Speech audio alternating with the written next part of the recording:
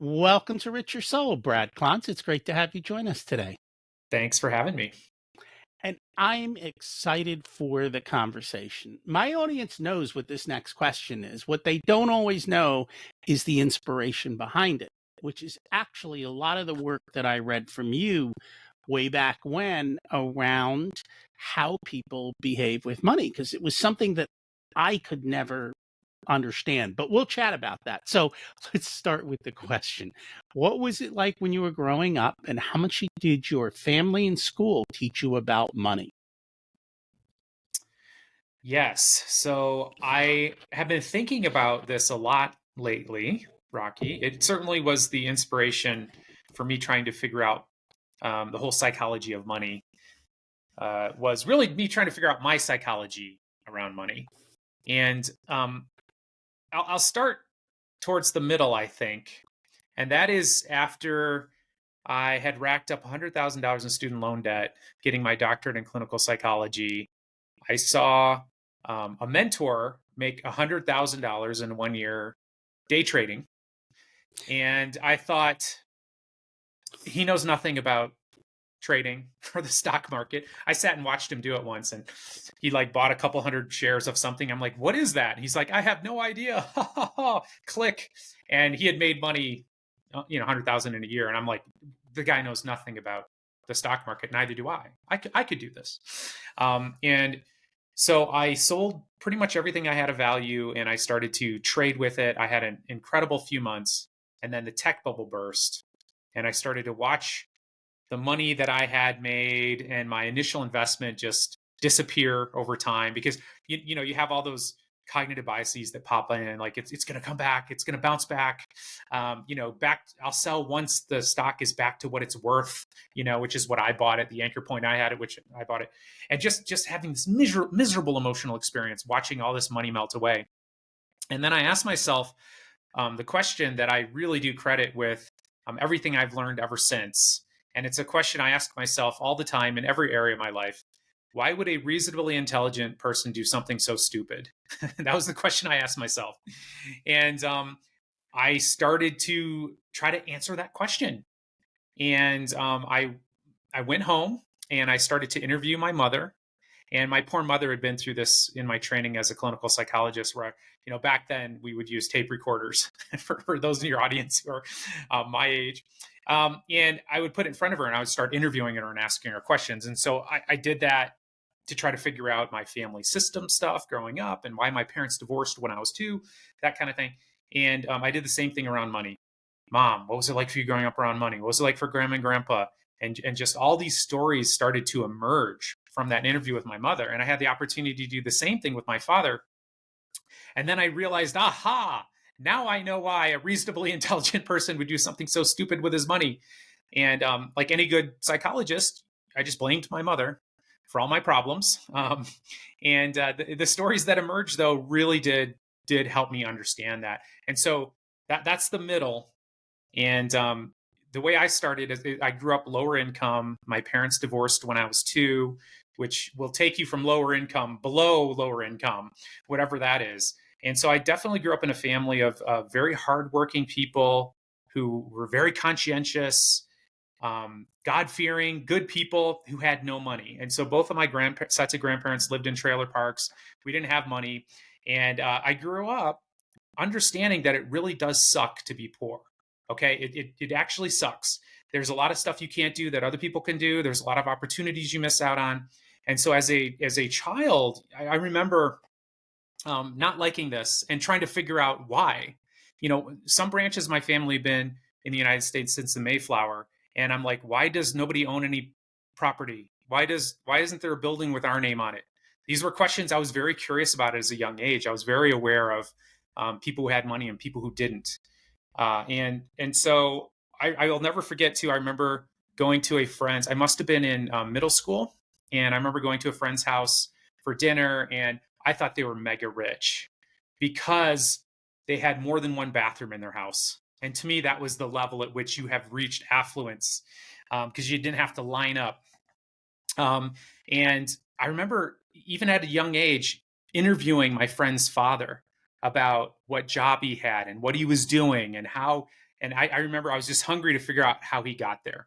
And so to sum it up, my relationship with money growing up, low income, definitely aware of the pain involved in that. A lot of situations where, for example, I was gifted martial arts lessons for my birthday, and I got 3 months. And by the way, this was at like the local rec center, so it wasn't some sort of expensive dojo anywhere. And after 3 months, that was it. Couldn't afford it anymore. And just those types of experiences as a kid, it's like, oh, that hurts. That hurts to not be able to study karate or whatever it is. And so I think I was hungry as a child to figure out how to not have that experience growing up, not have that experience, and not give my children that experience. That really, that's really what drove me to figure out the psychology of it, because I knew it was more than just being smart and working hard, because I was surrounded by a lot of smart, hardworking people. And so I realized there was more to it that I wanted to learn about. It's funny. Every time I read a psychology book, I always think of this is actually a parenting book. The parent screwed up this person and created these psychological things. There's a pattern. There's a pattern. So, out of curiosity, though, where did that thing come from at a young age to just go interview people about their job and what they were doing? Because you also interviewed your mom. Like, there's a pattern there of you having this, desire to do that. That's an interesting question. It's something I've never thought about, but I'm pretty sure it's because my parents got divorced. So, as I mentioned, my parents got divorced when I was 2. Obviously, I had no idea what was going on at that age.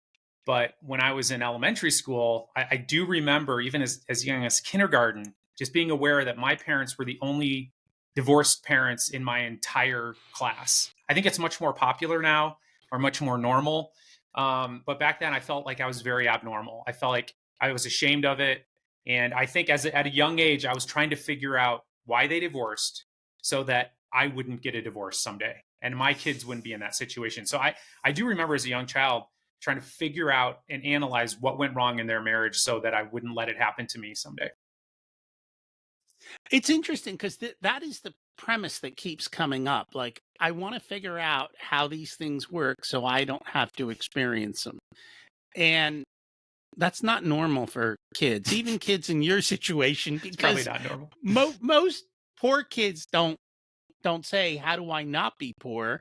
Many of them, what I have noticed just in asking this question of hundreds and hundreds of people is even the people who grew up poor didn't realize they were poor because that was just what everyone around them was like. So unless you happen to see the dichotomy, it wasn't as prevalent there. It wasn't until they were much older that they realized that they were poor.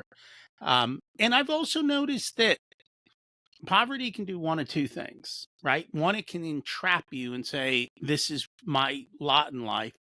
Or B, for some kids, it turns into the incentive to say, how do I get out of this and how do I not deal with this going forward? And it sounds like that was more so the case with you. Yeah, I feel very fortunate that I landed there. I'm sure, I bounced around from feeling powerless and hopeless and thinking that, the system is rigged and that, rich people are greedy and take advantage of poor people. I know I had all those beliefs. And I don't know. I'm glad that to some degree, was open minded. And I have an idea about why I was somewhat open minded to other ways of looking at things. And it's because I bounced between 2 families my entire life. And on the religious side, my mother and stepfather were very fundamentalist, religious adherents with a very strict code of right and wrong. And then on my father's and stepmother, they were much more liberal. So they're actually, I was born in a conservative religious home and a liberal, non-religious home. And I bounced back and forth between them. And so I think at a young age, I was sort of blessed with this idea that there's at least in that area, there are 2 totally different ways of looking at the world and totally different ways of looking at 2 different circumstances. And I honestly think that helped translate for me an open-mindedness, if you will, to trying to look at it through a different lens. And also I was somewhat okay with blaming my own thinking around why I got into the mess I got into, which is an extremely, since then I've done a lot of research in this area, as you know, and it's a really, really powerful mindset if you're willing to sort of hold yourself accountable for the results you're getting in life. There's a lot of power in that. There is, because then you're no longer hopeless, right? You're no longer blameless. You're no longer a victim. You have the ability to do something about it, to change it, and to move forward with it. Now, did you go into psychology? You went into psychology first, correct? Yeah, What drove absolutely. you into psychology? Well, it was, again, it's sort of, I've said, and I've thought about it this way, that my message comes from my mess, you know. Um, and I was actually going into school to be a biologist. And then I took an intro to psychology class. And I was just fascinated with trying to understand and make sense of my family system. I had a sibling who took his own life. I came from a family that had a lot of divorce in it. There was a lot of trauma in it, a lot of loving, kind people, but there was a lot of trauma also. And I think it was me trying to sort that out. Like, how did that have an impact on me? How did that have an impact on my family? And then I got curious in, how can I overcome some of that, those experiences, and how can I make sure not to replicate that type of an experience for the rest of my life and for my future children someday. So essentially that is why I got interested in psychology. You've always had this forward viewpoint of future children. It seems like that future vision, which for a lot of people, they don't have future vision, which is why I think they struggle so much with the concept of compounding and wealth building, is because they don't think beyond the moment. And it sounds like you've always had that. Out of curiosity, do you know your Myers-Briggs type? I do. Can I guess? Sure, go ahead. Well, I don't. I'm not sure EI, but NT and maybe NTJ. It's ENFP, and yeah, ENFP. Okay, yeah, yep. interesting. Okay, there's certain personality types that are always digging into curiosity, Mm. and so that's why I was wondering. I'm not an expert, but I just find that it doesn't fit the model for me. So, oh well, we Yeah, tried. yeah. Well, I mean, I feel, again, too, it could be, the unusual part of, I just, unless you've sort of lived it to really understand, like I totally understand the liberal perspective on everything and the conservative Mhm. perspective on just about everything. And I understand their arguments. I understand their motivations. I understand their rationale. And I think bouncing between those two homes is probably one of the biggest gifts I ever got. And I've never really thought about this, Rocky. So thank you for asking. But it's probably the best gift I ever got is to understand that you can look at one circumstance and you can have two totally different senses of reality around it. And then what I realized over time is that, and you get to choose which one you want. Or you can also choose not to be stuck in either. Absolutely. Yep. And You then know? over time, I learned that there's an never-ending supply of different ways of looking at things. And so I've spent a lot of time in my adult life trying to figure out what is the optimal mindset for this particular circumstance, because that's the one I want. And I think, in today's world, everything is black and white, but yet the book is 50 Shades of Gray. There are all these different shades of gray in between there. And I think too often we don't spend enough time in the shades of gray. We're all actually, I shouldn't say that. I think the noise of the media is black and white.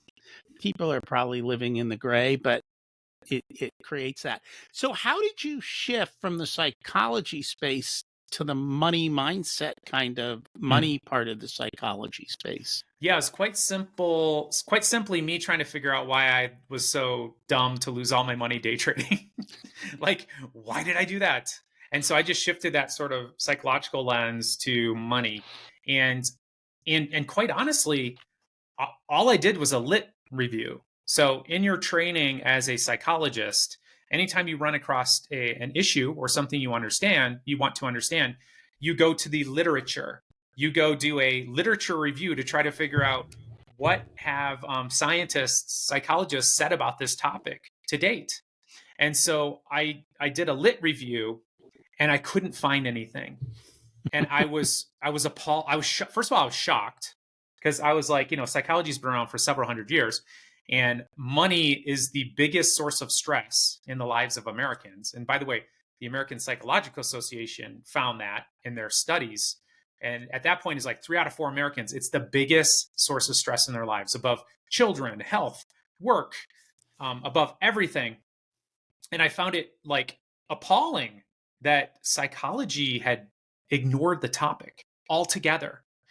And I sort of joke that within a matter of a couple of weeks, I became the world's leading expert in financial psychology, mainly because psychologists ignored the topic. And then I got really curious about that. And so I then did some studies on psychologists and other mental health professionals and found that they tend to be money avoidant. They don't really want to think about money. They think they have a negative association with money. And so I think that's one of the reasons why they avoided the topic. And so then I got even more curious about that. And so then I started to study that, essentially to try to figure myself out and then to try to help other people. It's funny because I've worked with therapists from a business standpoint. And one of the things I notice in that space is therapists in business are almost like oil and water because they're afraid to charge. They want to help. They want to do good. And yet, if you don't have enough revenue, you can't do any of that. And so there's that constant battle there. And I'm like, look, if you want to help people for free, you can. But in order to do that, you have to be highly profitable. So you've got to learn to at least charge where appropriate so that you can give when appropriate. And finding that right mix is so important.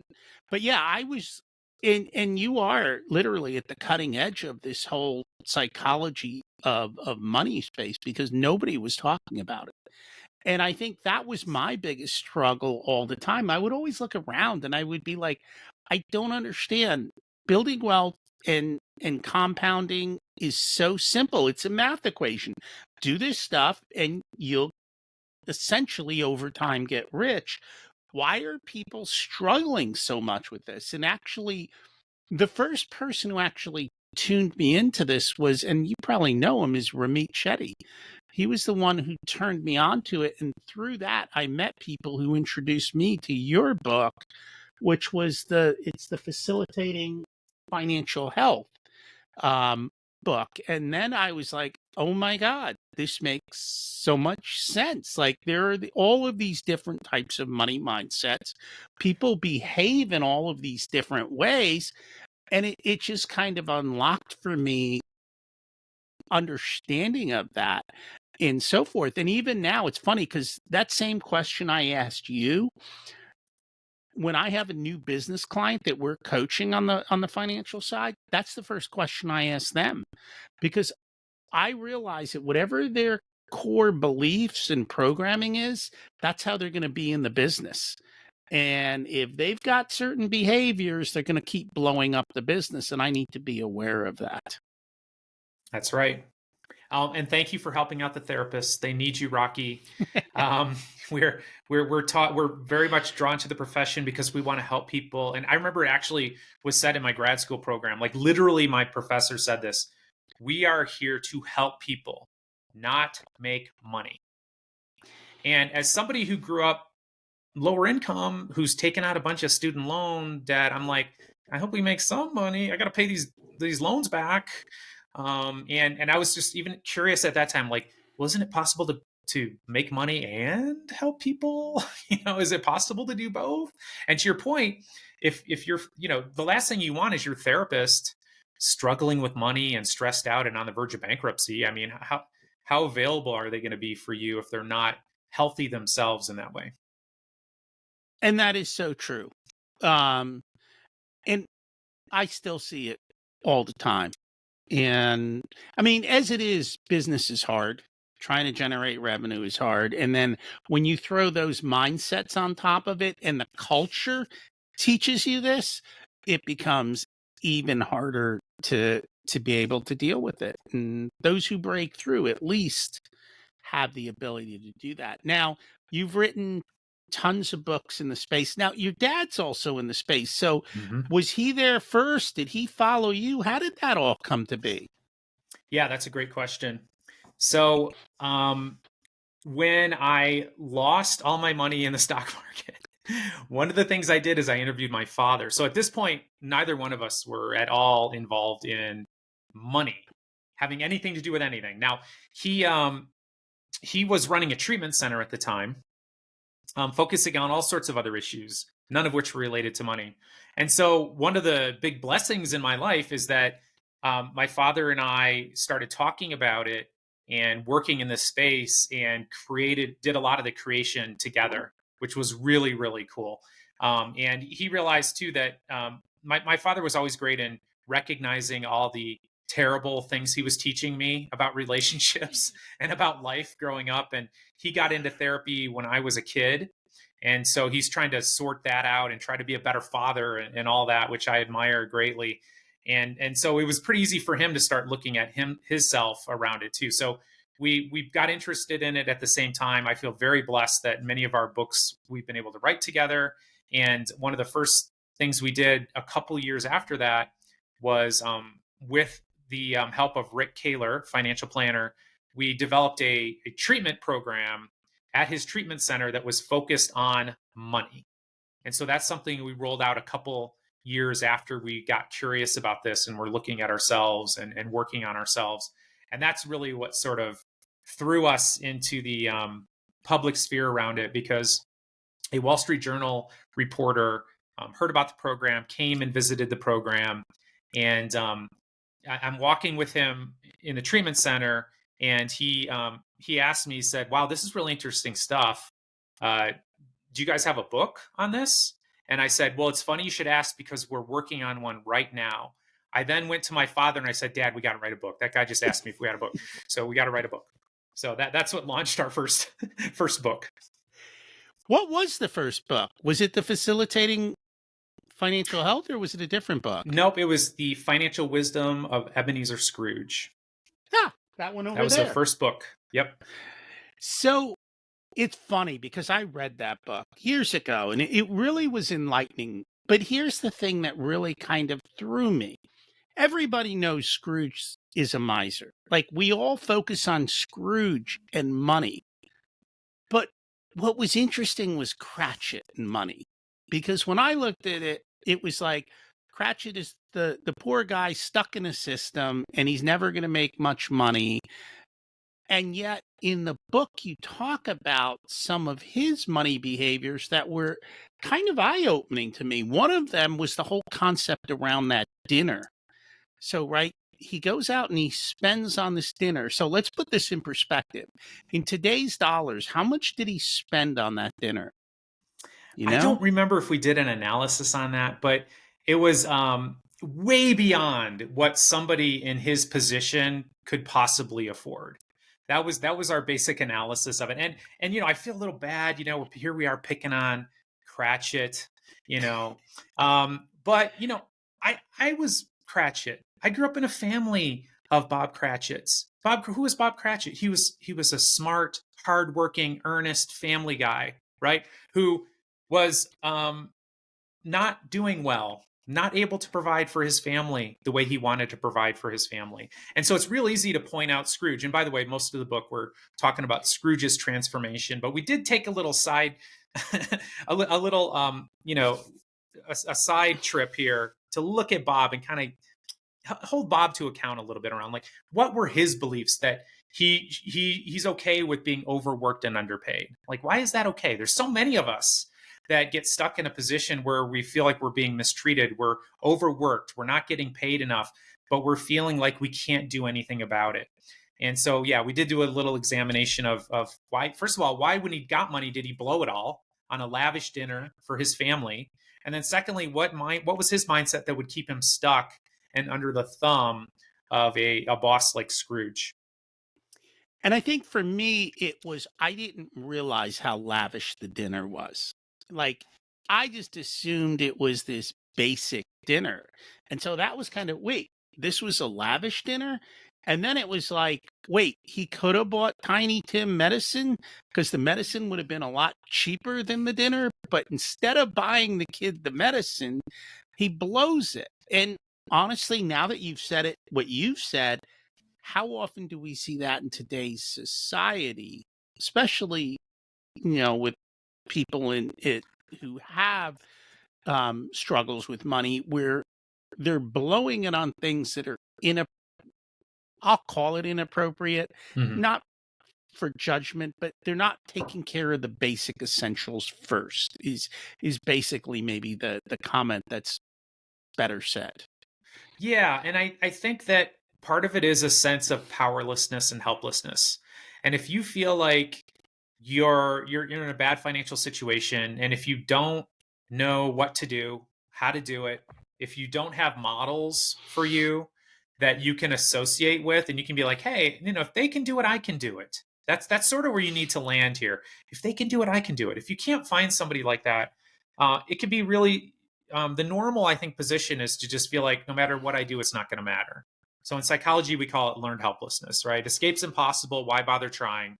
And if that is your belief, if you do have a financial windfall, if you do have some extra money in your bank account, you are probably going to look to spend that now to enhance your life in some way without thinking about the future because you don't know any better.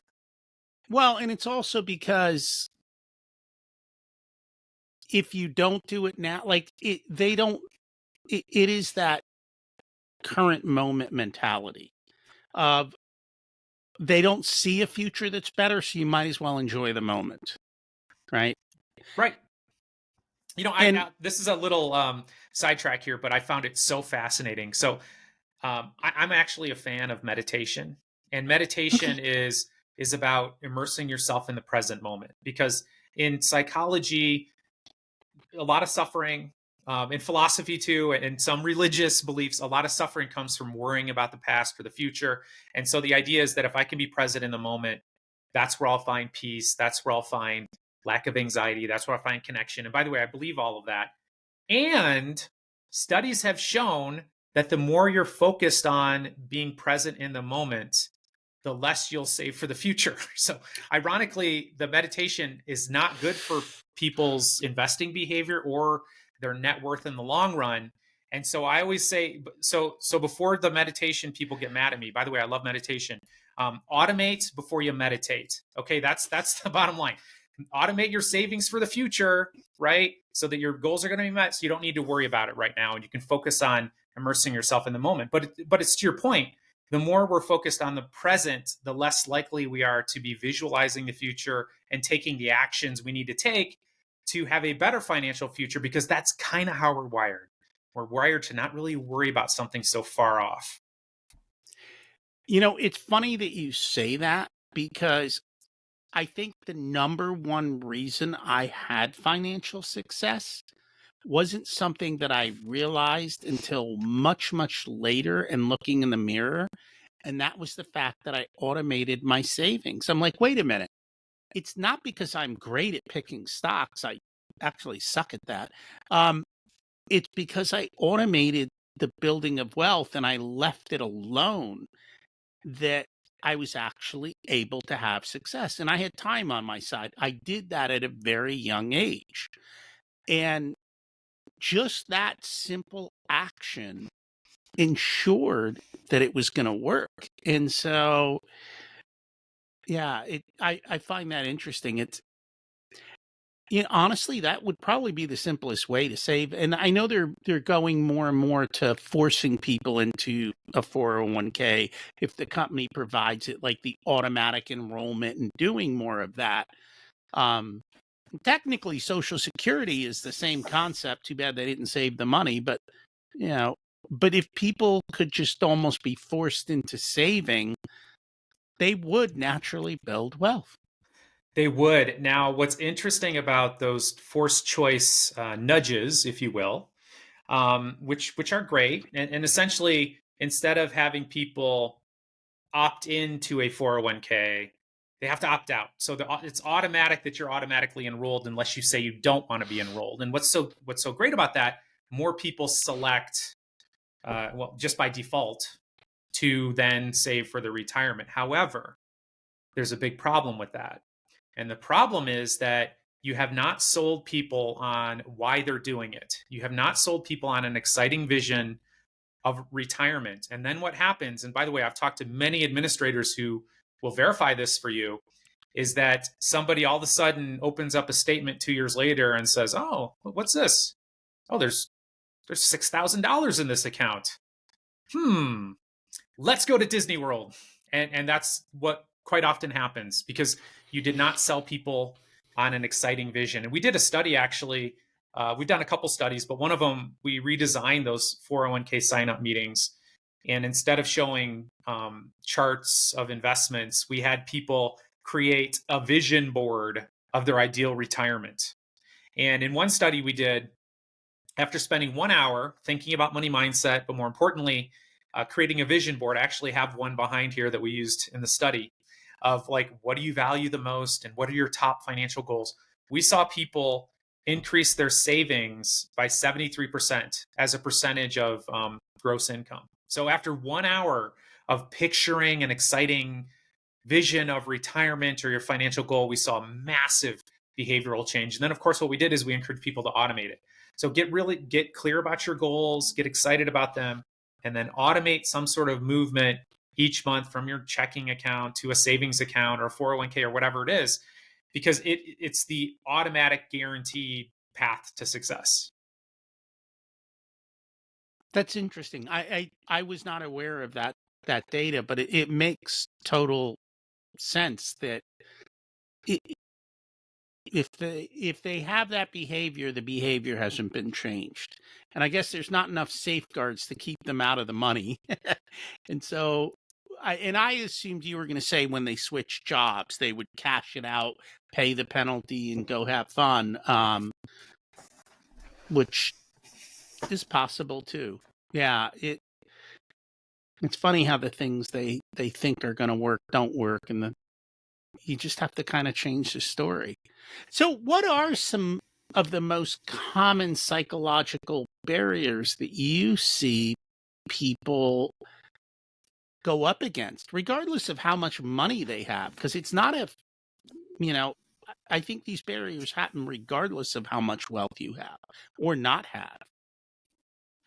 Yeah, so there are a lot of them. And in terms of money mindset, we've done studies, and now probably 100,000 people we've studied. And we did find some patterns of people who certain beliefs around money that are associated with terrible financial outcomes, self destructive financial outcomes. And three main categories. The first one we've already sort of talked about, that is, we called it money avoidance. So these are beliefs that rich people are greedy, money corrupts, there's virtue in having less money. The therapists score kind of high on that one, unfortunately. And of course, that's not good for you. Essentially, you'll sabotage yourself. What people who have that belief will, if they do accumulate some money, they feel bad about it, and then they find ways of getting rid of it, even if it's not conscious. The second category we found is what we called money focus or money worship, and this is where, and it's sort of ironic, and it comes with lots of conflicting information, if you will. So this is a heady topic, but we associate more money and more stuff with making us happier. And what's fascinating about that is more money actually will make you happier. There's been studies that have challenged the whole 70,000 a year thing, and the chart just keeps going up and up and up. However, it's incremental and it's not going to solve all of your problems. Like, so if you have, and as a matter of fact, it can create a lot of problems. So if all of a sudden you have enough money where you don't really need to work to sustain yourself, people love that concept. I mean, I'm a huge fan of financial freedom. I promote it all the time. And however, for many people, there's an existential crisis on the other end of that. where you've lost a sense of purpose, you've lost a sense of meaning, you have to find one. And when you have to work, when you have no choice but to work, you actually don't have to suffer from a lot of that sitting around thinking about what's my purpose on earth, why are we here.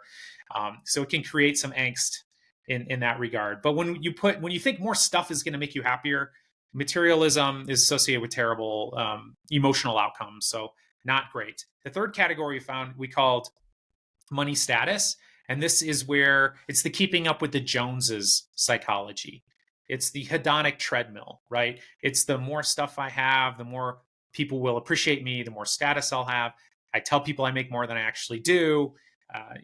This is sort of the social media disease that afflicts a lot of people, especially in the younger generation, where you're on Instagram and you're seeing people have stuff you wish you had, and then you go overspend because you have a sense of deprivation, because you mentioned it too, Rocky, like years ago, you're probably growing up in a community of everyone who's at a similar socioeconomic level. So you don't even know what you don't have. I mean, until you get the Sears catalog for the people who are older in the audience, then you look in there and you're like, oh, I don't have that. I don't have that. Then you start to feel deprived. But now we see all over the place. You have people in low income areas constantly inundated on their phones with all this lavish lifestyles and all this stuff they don't have. Constant feelings of deprivation happening for many, many people. And that leads to overspending, not saving as much. So there are some real destructive mindsets that we have found in our studies on this. Oh, I'm sure there's a ton. It's funny, when you have financial freedom and you don't have to work and you don't have to do all these things, you still have problems. And now you become the biggest problem, the reflection in the mirror, right? You have to overcome yourself, and you got to go through that work, which is, I think that was kind of the genesis of the show. Hey, you got the money, but you didn't get all the happiness you thought that would come with it. And part of that is also, the fancy new car 6 months later is no longer the fancy new car. Mm-hmm. There's always a bigger boat, right? The fancy house, and you look out the window and the neighbor's got an even nicer one, or they updated. So it's that constant comparison that creates that issue. I had not heard, I've heard the studies of, the 70,000, which with inflation, I guess mm-hmm. today is probably doubled or tripled, but I didn't realize that money continued to increase happiness all the way up the curve. I thought there would be a point where incrementally it really wasn't going to make a difference anymore. Yeah, well, the studies have found that it keeps climbing beyond the 70. That's the point, up into the hundreds of thousands, Okay. And yeah. But it's like if you have 500 million and now you get $1 billion, I don't think you're going to be twice as happy. No. And what's so fascinating too about financial freedom, and this comes from a large body of research, that when you ask people, are you happier on vacation than you are at the job you hate? Of course they say yes. Oh. But when you actually give them these little rating things where you got to rate your happiness on a scale of 1 to 10 every hour, people are happier at work than they are on the weekends and on vacation. And that is something that's really, really tough for people to grasp. But the bottom line is that too much free time is terrible for your mental health. And there's something about work that provides a certain amount of challenge, a certain amount of focus. And what it does is it makes you forget about your problems. And meanwhile, if you have all weekend to sort of sit and reflect about the existential angst of existence, it leads to more suffering. That's just the bottom line. It's funny you mention that, because I don't have to work. I choose to work. But I know this very clearly, by having, and this will lead to my next question. By having the work in the day, it creates boundaries for me. It gets me up into the gym early. It keeps everything else in focus. Otherwise, if there's nothing going on at 3:00, it's like, maybe I should have a glass of wine. And then it's downhill, right? From that standpoint. I know, at least I'm fooling myself in thinking that I know how much is enough.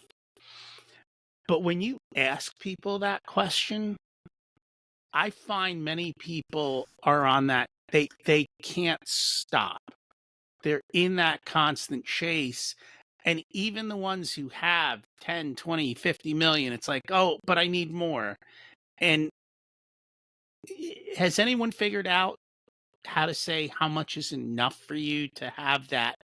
We like to use harmony because balance is impossible. Yeah, it's a really interesting question. And just before I hopped on this call with you, I was writing a chapter for my next book, and the chapter is titled "Retirement is for Dead People." And we're taking a strong stance on it, but essentially, what is work? What's the definition of work? Retirement means to stop working, and the definition of work is essentially mental effort put into attaining some purpose, mental and physical effort to achieve a purpose. And I'm just going to suggest that we should never stop working. We should always have a purpose. We should always have a target, something that's bigger than ourselves that we want to put our mental and physical energy into. Now, I don't care if that's you going pro at pickleball, to take the 80-year-old pickleball title, that's fine. But we have to have a purpose. It's sort of built into our psychology and in our DNA. And I'm sure you've seen it too. But I've seen many people who had early success. And it's actually even more painful when people have sacrificed their health, their relationships, all sorts of things to achieve this success. And then once they get it, it's a tragedy that they achieved it, because what they thought was achieving this success was going to solve all their problems. It was going to fill that hole inside of them. It was going to make them happy. And certainly, having money is better than not having money, but it doesn't fill that hole. And if along the way you have all this wreckage of bad health and people you've hurt and relationships that you've missed out on, it can be really, really terrible to actually achieve that goal. And so anyway, I'm always left wondering, what's the healthy part of it's not enough? And essentially that could be, I don't want to stop doing what I'm doing, but maybe I feel like I should. Maybe I feel like that's the message I'm getting from the culture. Like, oh, you have enough money, you should stop working. And so to combat that I need to find some other goal to get. And I just wonder if it isn't, I wonder what people would do if they felt like it's okay to continue to achieve goals, even though you don't necessarily need the money, because maybe it's doing something for you that is worth much more than money. And I agree with you. When I started out, I had the goal of early retirement. And once I walked away from work and I started to do what I loved, I'm like, I don't know that I'm ever going to stop doing this. I may change how I do it. I may change how many hours I put into it, but it allows me consistent growth. It allows me to build new relationships.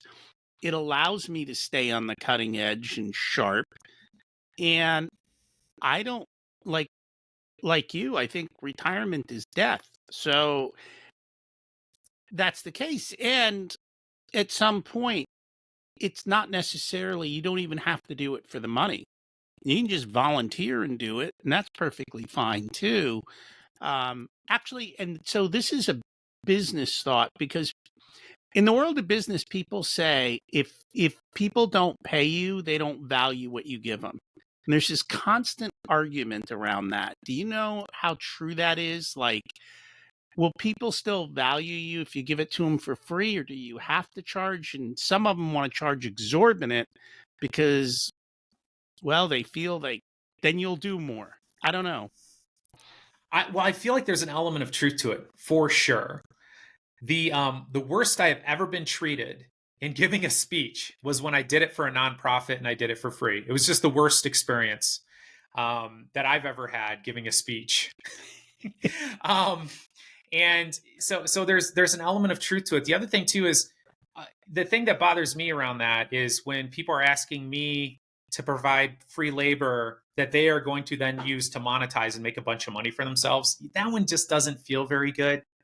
Uh, that said, I volunteer tons of my time, but I feel like it needs to be at a place where you feel appreciated and you feel, because the bottom line is too that, well, let me put it this way. If we are doing a coaching session, you and I, and because I've been on the receiving end of this too. And well, I'll just tell you that. I'll just tell you my experience. So one time when I was early into my social media stuff, I paid for a guy's time. It was $500 an hour. And this was maybe 15 years ago. And at that point in my life, it's still today, $500 is a lot of money. And I'll tell you what, I have never been more prepared for a meeting. I was having 60 minutes with this guy for $500. It was the most valuable 60 minutes I've ever had in terms of a coaching experience. And if I didn't have to pay anything for that, I guarantee you it wouldn't have been nearly as valuable. I just wouldn't have been there with that sponge mindset to take it all in because I valued this time so much. So I think there is some truth to that. You get what you pay for, and people value it more when they have to, when they put more value on it, essentially. Well, and then I'm assuming you took action. Oh, well, you better believe I did. I paid $500 for that session. Of course I did. Yeah, maybe that's why therapists should charge more. Then people will actually take action on their problems. It could be. Maybe they'll do their homework. What do you wish more people asked you about money, but rarely or don't ask you? That's a good question. That's a hard one.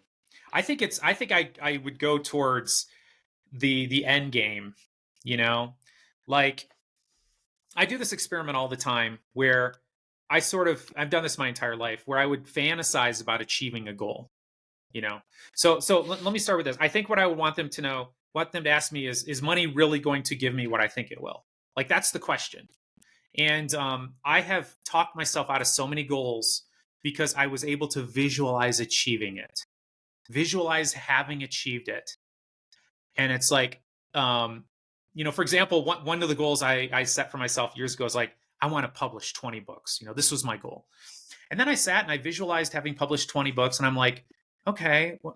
And I knew what it felt like. And I had that experience. And I was like, I immediately abandoned the goal, because I'm like, well, okay, so I did 20 books. Who cares? What was I trying to get from that? And I've done that on many, many goals. If I could live anywhere, where would it be? And I sit and fantasize, and I'm like, well, actually, right where I live now. And so I'm just really glad I didn't spend 10 years writing 20 books for the goal of writing 20 books. So I think that having a clear vision of what exactly it is you want in the future that you think money can provide you, number one, perhaps it's true. And maybe from that visualization experience, you can pick out some elements that you can start getting right now, right today, at your current level of income.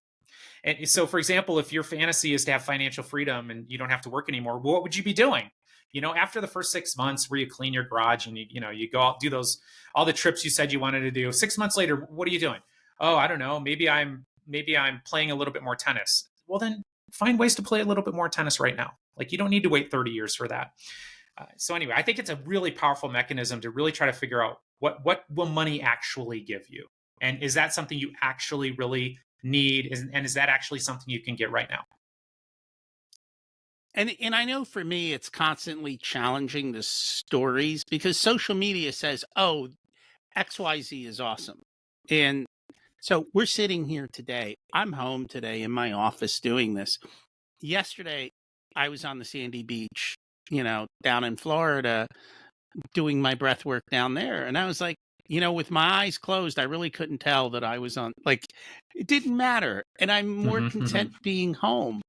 One of the things I used to ask people to do, and I've forgotten about that, and maybe we need to go back to it. I would tell them to go buy a lottery ticket, like one of the big ones. And I go, spend the $1, $2. I don't, maybe they've gone up a little bit. But go buy the lottery ticket. Now go dream, right? Because it becomes the impetuous to say, what is my life going to look like once I have the lottery? And what are the things that I'm going to do differently? Now, why can't we start working towards that without the lottery, right? Why can't you start to make those kind of changes? The reality is, if, it's funny because I always tell people, if I were to win the lottery, the first thing I do is disconnect my phone and go hide. Um, Yeah, yeah. right? Because that's the problem you encounter. All of a sudden, your relationships with the world change because everyone looks at you as somebody that's going to hand them money, and if you don't, it creates all this ill will. And so be careful what you wish for. But it's Yeah, a everyone great says, "Dude, run that exercise. experiment on me." But it's I totally agree with you. I totally agree with you because really what we want is this is really what it comes down to. We want stuff or money to give us one thing, and it's an emotional experience. That's it. That's what we want. We want an emotional experience. And when people think about, oh, I want to get that, Ferrari or whatever it is, that Lamborghini, the reason they want it is they want to have some type of an emotional experience, right? And to your point, that emotional experience is short lived. Like any shiny new object you get for your birthday. Think about it back when you were a kid, that thing you coveted, that thing you wanted. 2, 3 months later, it's lost its luster. You're not going to be having that same emotional experience. And so I think the goal is to figure out, like, what are those emotional experiences you want to have? What do you think that money is going to give you, and how is that going to facilitate that emotional experience? And then go ahead and keep that as your goal. But what I want you to do is to start having that emotional experience right now, because because it's a practice. It's a practice. Like, if you want to be if you want to be happy, wealthy, you need to find ways to be happy right now, wherever you are. Because if you can't do that, no amount of money is going to set you up for this happiness thing, because you have no practice being happy. It's funny. Just last week, I helped my client sell his $500,000 Ferrari because we were over it. And a bunch of other reasons. But yeah, it's funny how we end up doing things because of societal pressures, real or perceived, that cause us to make financial decisions that don't truly serve us. And I think that's probably one of the biggest lessons I've also learned kind of growing older, is to let go of all of that. And honestly, the other thing, having to clean out 2 estates Hmm. and having to fill the dumpsters, it really teaches you how to start getting rid of your crap, how to start like how to realize, wait a minute, all of this stuff is basically worthless. And why am I spending so much mental energy and so forth on that? We don't get a lot of emotional training, though, do we? School doesn't teach you how to deal with your emotions. And clearly, money's got a whole crap ton of emotions attached to it, but so does everything else. And you have any advice? How do we deal with, I don't know what's the right word. I don't want to tame my emotions. I want to dance with them. Is that the right word? Yeah, I feel like a lot of it, you're talking to a mindset guy. I know you are one too. And for me, that's really what it comes down to. Like, it's whatever the circumstance is, it's understanding that we are the ones who are creating the emotional experience.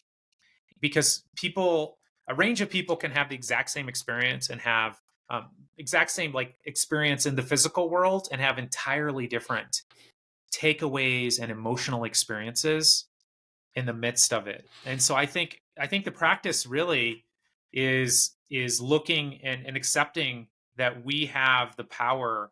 We're doing it automatically, um, but we also have the power to shift the way that we're experiencing things. And so I think it's a practice. I think it's a practice each and every day of, what is the emotional experience I want to be having right now, and then to go ahead and have that emotional experience.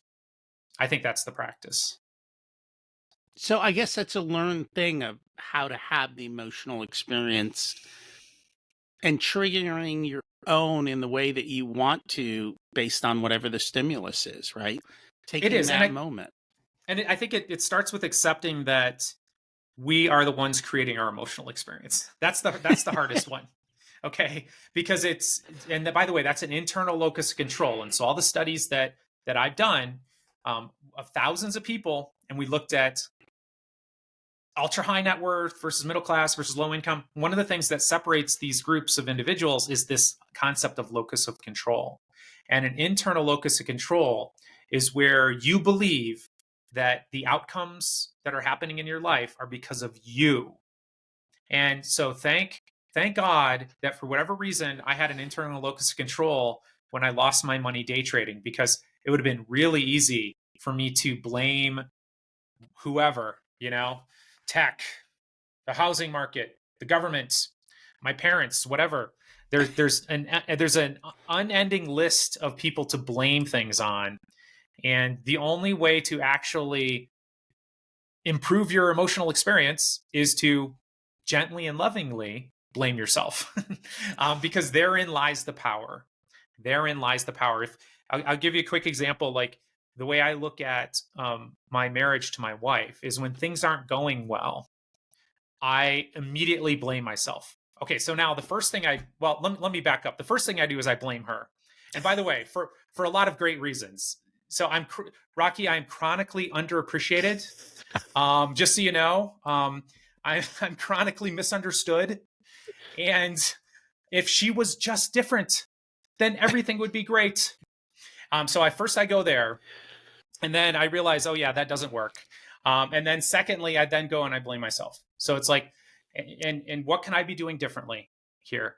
Where am I not showing up the way that I ideally would like to show up, or the way she would like me to show up?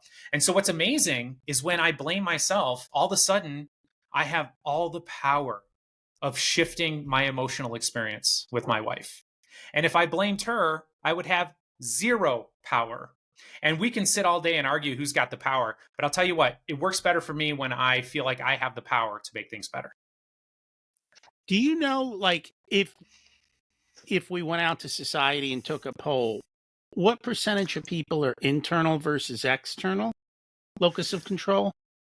That's a really good question in terms of a population statistic, and I don't know the answer.